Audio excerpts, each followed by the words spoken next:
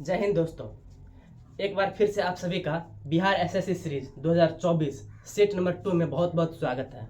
चलिए आज शुरू करते हैं फिर से प्रीवियस ईयर क्वेश्चन नंबर 92 में दिया हुआ है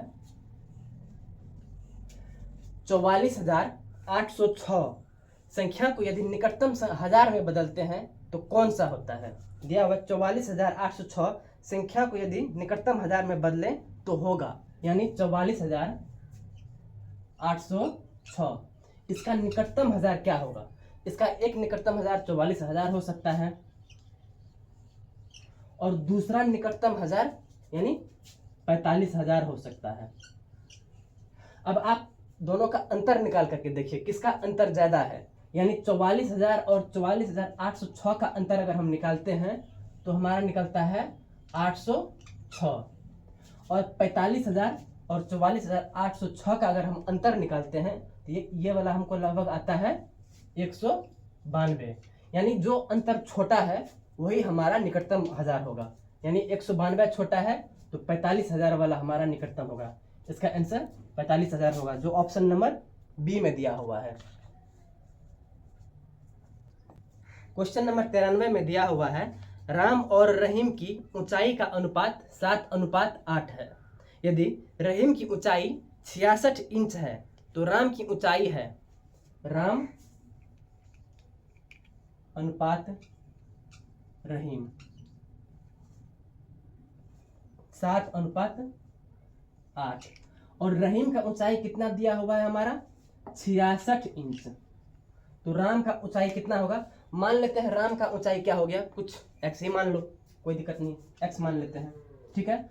अब दोनों के ऊंचाई का अनुपात यानी x/66 बराबर 7/8।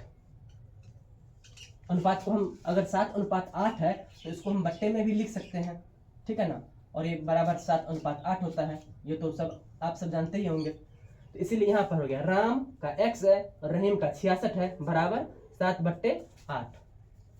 इसको इधर कर देते हैं, 8x बराबर 66 गुने 7, इसीलिए x बराबर 66 गुने 7/8। काट दो, 4 से कटता है 2, 33, 7 21 1 हासिल 2, 7 21 2, 23/2। तकरीबन ये आ रहा है हमारा 4/4। ये आएगा लगभग 4 पंचे 20, 3 4 सत्ते 28, 1 2 5, 57.25 इंच आ गया हमारा राम का ऊंचाई, जो हमारा आंसर में है, आंसर ए में है, 57.75 आएगा, 75, जो आंसर ए में है हमारा, यही होगा हमारा आंसर।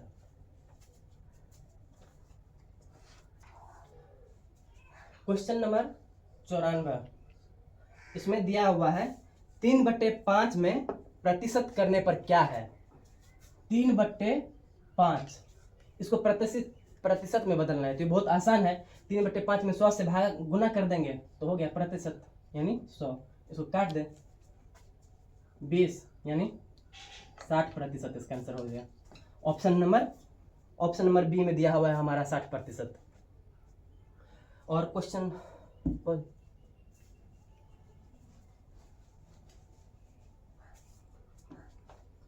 नंबर 95 में है यदि आप एक मकान 50,000 में खरीदते हैं और 80,000 में बेचते हैं तो आपका प्रतिशत लाभ क्या है, यानी क्रय मूल्य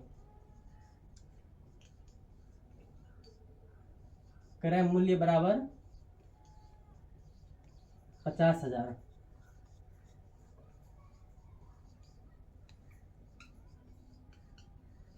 विक्रय मूल्य बराबर 80,000।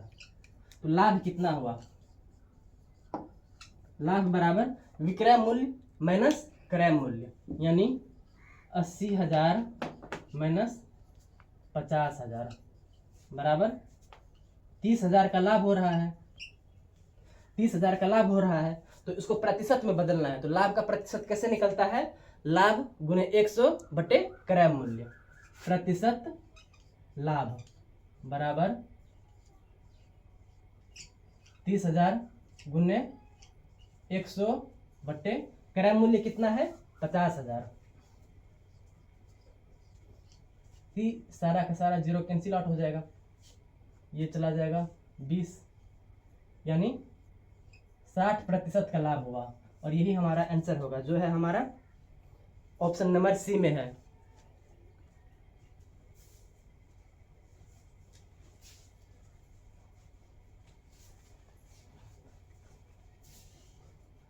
अगला सवाल है 96 नंबर। यदि एक विक्रेता का कमीशन 28% है, वह 7,500 यानी 7,500 रुपये की कीमत पर माल बेच 7,500 रुपये की कीमत का माल बेचने पर कितने रुपया कमाएगा? अब माल सामान जो है उसका कीमत कितना दिया हुआ है? 7,500 रुपया। कीमत, सामान की कीमत यानी क्रय मूल्य। तो क्रय मूल्य कितना हो गया हमारा? क्रय मूल्य बराबर इतना दिया हुआ है, और इस पर बता रहा है कमीशन ले रहा है, यानी अपना बेनिफिट वो लेना चाह रहा है, यानी लाभ लेना चाह रहा है। तो लाभ कितना हुआ? 28%। तो कितना पर ये बेचेगा? सिंपल है, विक्रय मूल्य पूछ रहा है।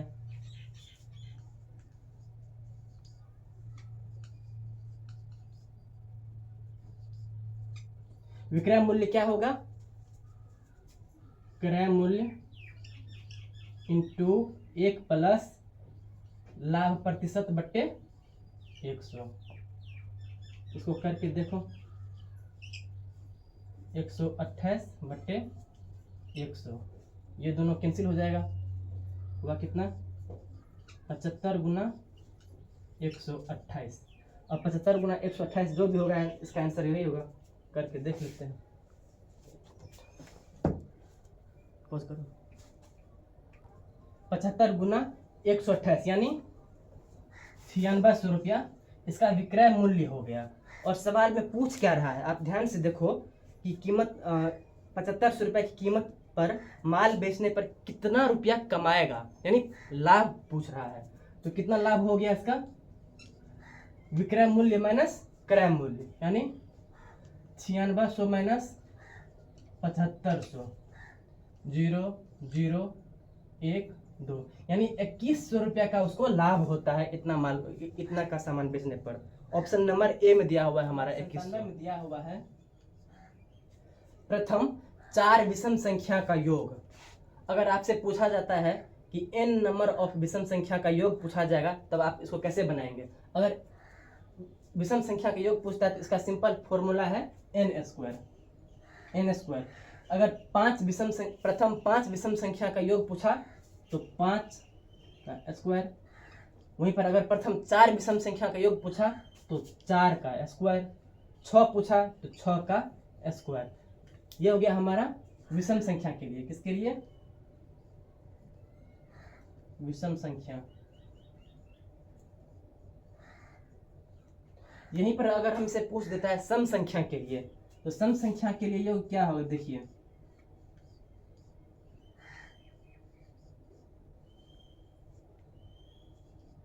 प्रथम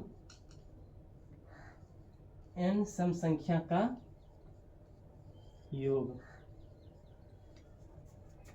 n इंटू n प्लस 1। ठीक है, तो सवाल में दिया हुआ है प्रथम 4 विषम संख्या का योग, यानी 4 है तो 4 का स्क्वायर। ऑप्शन नंबर हमारा क्या है? ऑप्शन नंबर ए में दिया हुआ है 4 स्क्वायर, यही सही होगा। चलिए अगला सवाल है 98 नंबर।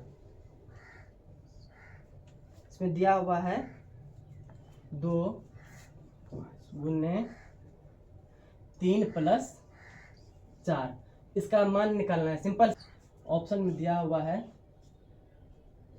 3 गुने 4 गुने 2, 2 गुने 4 प्लस 3, 3 गुने 2 प्लस 4, 2 गुने 3 प्लस 2 गुने 4। तो सबसे पहले हम तो ये देख लेते हैं कि इसका वैल्यू कितना निकलता है। इसका वैल्यू कितना निकलेगा, 4 3 7 गुने 2, यानी इसका वैल्यू हमको निकल रहा है 14। ठीक है, इसका वैल्यू निकल रहा है हमको 14। अब देखते हैं ऑप्शन चारों में से मिलाते हैं किसका वैल्यू 14 आता है। 3 गुने 4 गुने 2, ये तो ऑलरेडी नहीं हो रहा है, यहाँ पर देख लेते हैं। 2 गुने 4 यानी 8 प्लस 3, 8 प्लस 3 11, ये भी नहीं हुआ। 3 गुने 2 प्लस 4 यानी 3 2 6 4 10, ये भी नहीं हुआ। ऑप्शन 4 में आते हैं। 2 गुने 3 यानी 6 प्लस 4 दूने 8, 8 6 8 प्लस 6 बराबर 14। तो हमारा ऑप्शन 4 नंबर सही होगा। अगला सवाल है 99 नंबर। पॉज।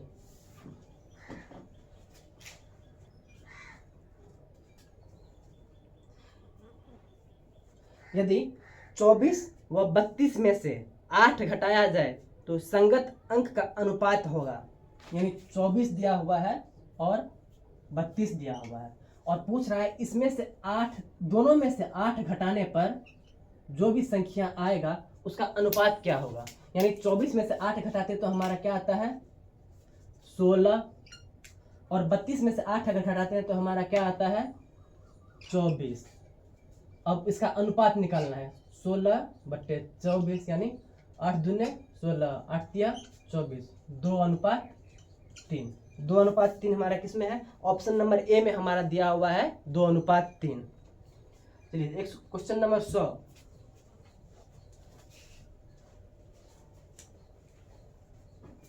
में दिया हुआ है। एक कक्षा में 50 छात्रों द्वारा कुल अंक 2624 है। इस कक्षा में एक छात्र द्वारा प्राप्त औसत अंक है। छात्रों की संख्या कितनी दी हुई है, छात्रों की संख्या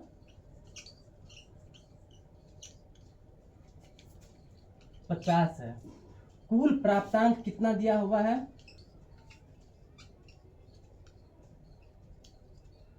कुल प्राप्तांक 2624 है। अब पूछ क्या रहा है, इस कक्षा में एक छात्र द्वारा प्राप्त औसत अंक क्या है। तो इसका सिंपल है, औसत पूछ रहा है तो औसत क्या होगा, इसका औसत होगा 2624/100 यानी 26.24 इसका आंसर होगा। ऑप्शन नंबर ए में दिया हुआ है हमारा 26.24।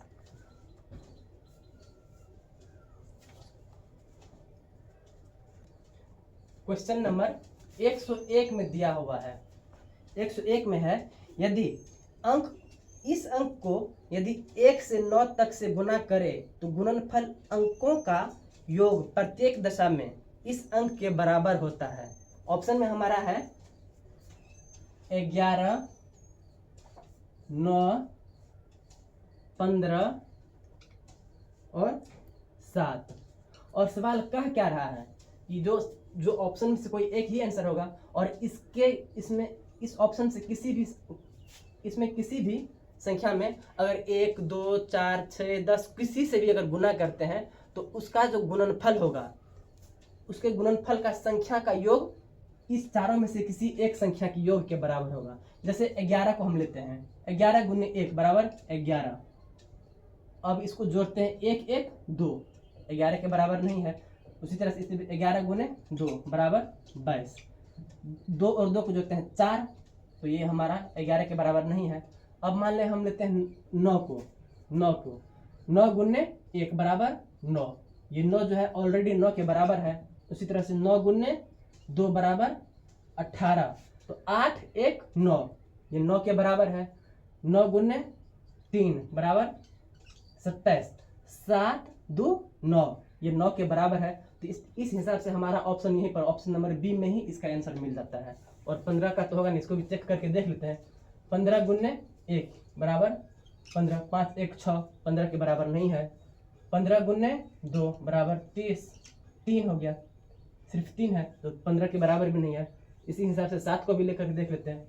7 गुने 1 बराबर 7 और 7 गुने 2 बराबर 14। देख लीजिए 4 1 5, यहाँ पर 7 की फिर बराबर नहीं हुआ।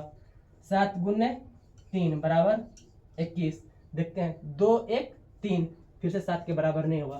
तो हुआ क्या हमारा ऑप्शन नंबर बी में 9 सही है। 102 में दिया हुआ है इस अंक के अतिरिक्त प्रत्येक अंक के न्यूनतम 2 कारक होते हैं। ऑप्शन में दिया हुआ हमारा 0 1 10 5, ये चारों ऑप्शन है और पूछ रहा है का न्यूनतम 1 कारक यानी फैक्टर। कारक को हम लोग किस चीज से, कारक का मतलब क्या हुआ फैक्टर। अब 1 का फैक्टर 1 में हम किसी इस तरह से करते हैं 1 गुने 1 बराबर 1, इसका एक फैक्टर हो गया। 1 गुने 2 बराबर 2, ये भी एक का एक फैक्टर हो गया। 1 गुने 3 बराबर 3, ये भी एक तरह से 1 का फैक्टर ही है। उसी तरह से हम 10 को लेकर के देखते हैं। 10 का फैक्टर क्या क्या हो सकता है, 1 हो सकता है, 2 हो सकता है, 5 हो सकता है और खुद 10 भी हो सकता है। उसी तरह से 5 का हम देखकर देखते हैं। 5 का फैक्टर क्या क्या होगा, 1 होगा, उसी तरह से इसका 1 5 खुद होगा। और इस केस में 0 के केस में देखते हैं हम। 0 को किसी भी संख्या से गुना कीजिए तो उसका वैल्यू सिर्फ और सिर्फ 0 ही आता है। यानी देख लीजिए 10 गुने 0 बराबर 0, 9 गुने 0 बराबर 0, 8 गुने 0 बराबर 0। तो इस हिसाब से हम देख रहे हैं कि 0 का सिर्फ और सिर्फ एक ही फैक्टर हो रहा है। और सवाल में भी यही पूछ रहा है इस अंक के अतिरिक्त प्रत्येक अंक के न्यूनतम 2 कारक होते हैं। तो अंक कौन सा है, तो इसका आंसर होगा हमारा 0। यही हमारा जिसका सिर्फ और सिर्फ एक ही फैक्टर होता है वो है 0, बाकी सबका 1 से अधिक फैक्टर होता है।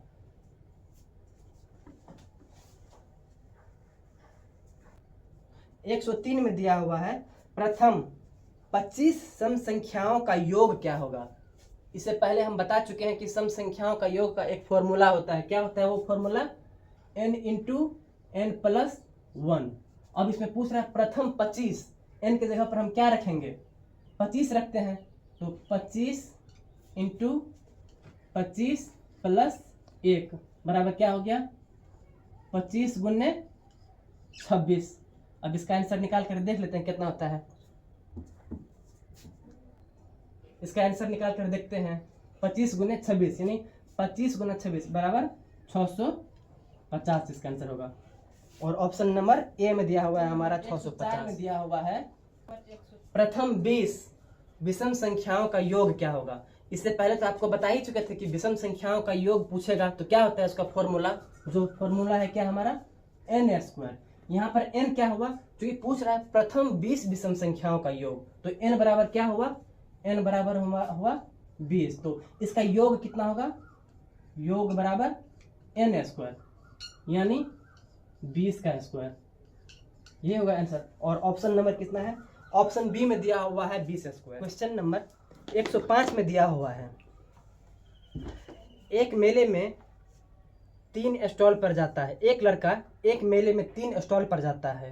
प्रत्येक स्टॉल पर वह 1 रुपया प्रवेश शुल्क देता है। शेष आधा धन स्टॉल पर खर्च कर देता है तथा 1 रुपया बाहर जाने का शुल्क देता है। अंत में उसके पास 3 रुपया शेष रहते हैं। उसके पास प्रारंभ में कितने रुपए थे। इस तरह का अगर सवाल जब भी आ जाए तो उसको सबसे पहले करना क्या है कि टुकड़ा टुकड़ा में तोड़ देना है। ठीक है, मान लीजिए किस तरह से 105 पहला स्टॉल पर जाता है, वो स्टॉल नंबर 1, और सबसे पहले मान लेते हैं कि उसके पास कितना रुपया था, x, यानी उसके पास x रुपया था। वो प्रवेश शुल्क कितना देता है, x में 1 रुपया प्रवेश शुल्क देता है, तो उसके पास कितना रुपया बचा, x - 1। और फिर जितना रुपया बचा उसका आधा रुपया वो स्टॉल नंबर 1 पर खर्चा कर देता है। तो फिर कितना रुपया खर्चा कर दिया, और उसके बाद उसको बाहर निकलने का कितना रुपया देना होता है, 1 रुपया, यानी 1 रुपया उसके पास और घट गया। यहाँ पर 1 माइनस और हो जाएगा। इसको पहले हम सॉल्व कर लेते हैं। x - 1 x/2 -1/2 -1, x -1 -2, x -3/2। ये हमको कितना हुआ, इतना रुपया बचा है उसको पहला स्टॉल से बाहर निकलने के बाद, इतना रुपया बचा हुआ उसके पास पहला स्टॉल से बाहर निकलने के बाद। अब चलो देखते हैं स्टॉल नंबर 2 पर। स्टॉल नंबर 2 पर जितना रुपया बचा हुआ स्टॉल नंबर 2 पर वो क्या करता है, जो भी बचा हुआ है उसके पास रुपया, उसका 1 रुपया प्रवेश शुल्क देता है। तो बचा कितना था, x -3/2, इसमें वो 1 रुपया प्रवेश शुल्क देता है, और जितना बचा उसका आधा खर्चा कर देता है, यानी 1/2 खर्चा कर देता है, और फिर 1 रुपया वो बाहर निकलने का देता है, यानी 1 माइनस। अब इसको सॉल्व कर लो, x -3 -2/2, 1/2 -1, x 3 2 5 -5/2 गुने 1/2 -1, x -5/4 -1। अब इसको करके देखते हैं, 4x -5 -4, x -9/4। इतना रुपया बचा उसका दूसरा स्टॉल पर खर्चा करने के बाद, उसके पास बचा हुआ x -9/4। अब चलो स्टॉल नंबर 3 पर आते हैं। स्टॉल नंबर 3 पर, स्टॉल नंबर 3 के पास उसके पास कितना बचा हुआ है, x -9/4, जिसमें वो क्या करता है, 1 रुपया प्रवेश शुल्क देता है, 1 रुपया अंदर जाने का देता है, और उस पर स्टॉल नंबर 3 पर भी वो आधा रुपया खर्चा कर देता है, यानी 1/2 खर्चा कर देता है, और फिर स्टॉल नंबर 3 से बाहर निकलने का 1 रुपया शुल्क देता है, यानी 1 घटा देते हैं, 1 रुपया शुल्क देता है। इसको सॉल्व करके देखो, x -9/4 -1, 1/2 -1, 4, x -9 -4, 1/2 -1, x -9 4 13, 13/4, 1/2 -1, x -13 ये गुना आ जाएगा, यानी 1 8 आ जाएगा, और फिर -1 8 होगा, x -13 -8 कितना बचा, x 13 8 21/8। तीसरा स्टॉल पर, लास्ट में तीसरा स्टॉल पर खर्चा करने के बाद उसके पास कितना रुपया बचा है, x -21/8। इतना रुपया लास्ट में उसके पास इतना रुपया बचा है। अब आगे क्या बता रहा है, इसको मिटा देते हैं, ठीक है, यहाँ तक समझ गए होंगे अच्छे से ध्यान से। अब यहाँ तक रहने देते हैं, इसको मिटा देते हैं पहले।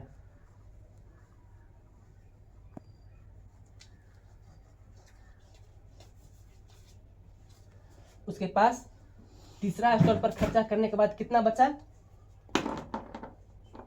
x -21/8, और सवाल में क्या दिया हुआ है कि लास्ट में उसके पास 3 रुपया बचता है, यानी बराबर 3, x -21/8 बराबर 3, x -21 बराबर 24, x बराबर कितना हो गया, 24 + 21, x बराबर 45। तो सवाल में कह क्या रहा है कि प्रारंभ में उसके पास कितने रुपये थे, तो x का वैल्यू हमको निकल गया है, x का वैल्यू 45, तो प्रारंभ में उसके पास कितने रुपये थे, 45 रुपये थे। ऑप्शन नंबर बी में दिया हुआ है हमारा 45। क्वेश्चन नंबर 106 में बता रहा है, निम्न चित्र में संख्याएं उन परीक्षाओं में फेल छात्रों को दर्शाती है। कुल छात्र की संख्या 500 है। उन छात्रों की प्रतिशत संख्या जो न्यूनतम 2 परीक्षाओं में फेल हुए हैं। तो फिगर कुछ इस तरीके से है।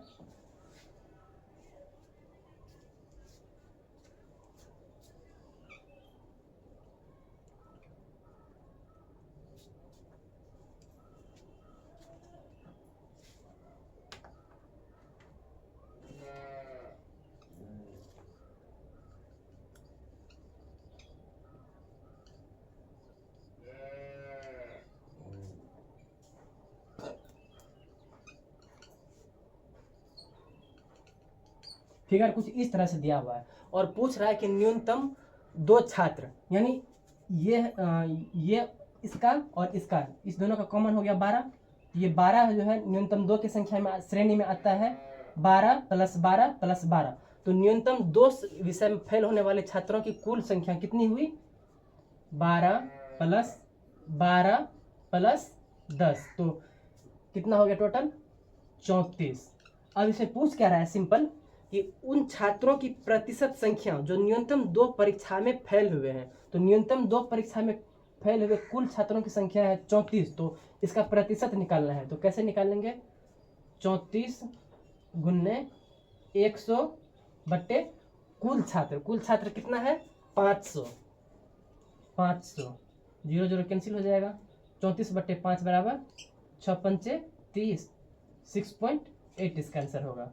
और ये जो हमारा 6.8 ऑप्शन नंबर ए में दिया हुआ है। क्वेश्चन नंबर 146 में बता रहा है किसी परीक्षा को उत्तीर्ण करने के लिए कुल अंकों का 36% अंक प्राप्त करना आवश्यक है। एक व्यक्ति को 113 अंक प्राप्त होते हैं, उसे 85 अंकों से अनुत्तीर्ण घोषित कर दिया जाता है। तो परीक्षा का कुल अंक ज्ञात करें। सबसे पहले वो करना क्या होगा इसमें, माना कि कुल अंक बराबर x है, ठीक है। और उसको पास होने के लिए कितना मार्क्स चाहिए? पास होने के लिए उसको चाहिए x का 36%, यानी x × 36/100। इसको यहाँ पर हम रहने देते हैं।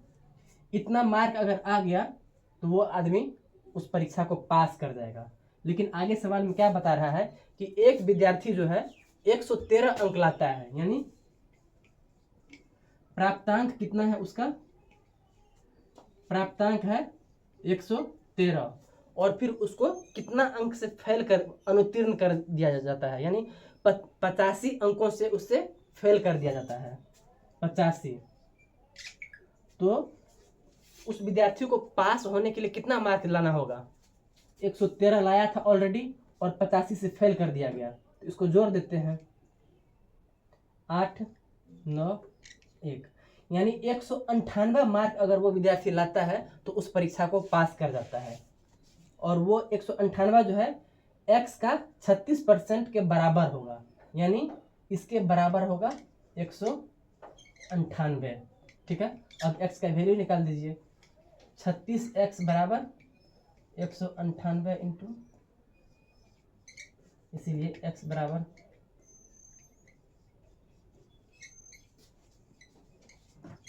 36 के 36, 36 18, 36 18, 3 दूने 6, 11 50, और कितना मार्क हो गया? x बराबर कितना हुआ? 550। यही हमारा आंसर होगा। x यहाँ पर क्या था? तो परीक्षा का कुल अंक कितना था, यानी x बराबर 550। परीक्षा का कुल अंक कितना है? 550, जो हमारा ऑप्शन नंबर बी में दिया हुआ है। 149 नंबर सवाल। एक कक्षा में 18 लड़के 160 सेंटीमीटर लंबे हैं। यह कुल छात्रों का 3/4 है। कुल छात्रों का 2/3 लड़के हैं, तो कक्षा में लड़कियों की संख्या कितनी है? सबसे पहले हमको मान लेना होगा कि कक्षा में कुल छात्रों की संख्या कितनी है? x बराबर कुल छात्र की संख्या कितनी है? x है। इसमें अब क्या बता रहा है कि 18 लड़का जो है 160 सेंटीमीटर लंबा है, और ये 18 लड़का कुल छात्र का 3/4 हिस्सा के बराबर है, यानी x का 3/4 बराबर 18 है। ठीक है, तो हम निकालते हैं x का वैल्यू, x गुना 3/4 बराबर 18, 3x बराबर 18 गुने 4, x बराबर 18 गुने 4/3। यानी कक्षा में कितना छात्र है? 24 लड़का है, 24 छात्र है। टोटल नंबर ऑफ छात्र कितना हो गया हमारा? 24। अब आगे क्या बता रहा है? कुल छात्रों का 2/3 लड़का है, यानी टोटल, यानी ये जो है 24, इसमें लड़का और लड़की दोनों है। ये दोनों मिला करके है, लड़का और लड़की दोनों मिला करके कितना है? 24। अब आगे बता रहा है कि 2/3 लड़के हैं, यानी कुल छात्र, यानी 24 का जो 2/3 है वो लड़का है, तो लड़की कितनी है? तो 24 का लड़का बराबर 24 गुना 2/3, 8, 16। तो टोटल लड़का कितना हो गया हमारा? 16। और लड़की की संख्या कितनी होगी? लड़की बराबर 24 में से हम 16 को घटा देते हैं तो 8। तो लड़की की संख्या कितनी हो गई? 8, जो ऑप्शन नंबर सी में दिया हुआ है हमारा 8। 150 नंबर सवाल में क्या बता रहा है? एक परीक्षा में प्रत्येक अभ्यर्थी ने या तो भौतिकी या गणित दोनों के लिए 65.8 ने भौतिकी ली, 59.2 ने गणित ली। कुल अभ्यर्थी की संख्या 2000 है, तो कितने ने गणित तथा भौतिकी दोनों लिए? अब इसमें देख लीजिए कैसे करना होगा। गणित कितना लिया है? गणित कितना लिया है? 59.2%। भौतिकी कितना लिया है? 65.8%। अब पूछ रहा है कि कितना छात्र जो है दोनों सब्जेक्ट लिया है। तो इसमें इस तरह के सवाल में हमको सबसे पहले ऐसे करना होगा, गोला बना लेते हैं 2। ठीक है, अब ये है गणित वाला और ये है भौतिकी वाला, और ये जो है यहाँ का सेंटर, ये वाला, यहाँ पर दोनों ऐसा छात्र है जो दोनों सब्जेक्ट लिए हुआ है। तो इसको निकालने के लिए हमको क्या करना पड़ेगा? इस दोनों को जोड़ देते हैं, क्योंकि ये परसेंट में है, इस दोनों को जोड़ देते हैं तो 65.8 प्लस 59.2, इस दोनों को जोड़ दिए और माइनस 100 कर देते हैं। 8 10 की हासिल 1, 9 5 14 15 के 5 हासिल 1, 4 5 11 12 माइनस 100 बराबर 25%। यानी 25% विद्यार्थी जो है दोनों सब्जेक्ट लिए हुआ है। कितना? 25% विद्यार्थी दोनों सब्जेक्ट, यानी फिजिक्स और मैथ्स दोनों। अब पूछ क्या रहा है आगे कि इसका संख्या बताइए। 25% इसका संख्या क्या होगा? यदि क्लास का टोटल स्ट्रेंथ कितना है? क्लास का संख्या दिया हुआ है 2000।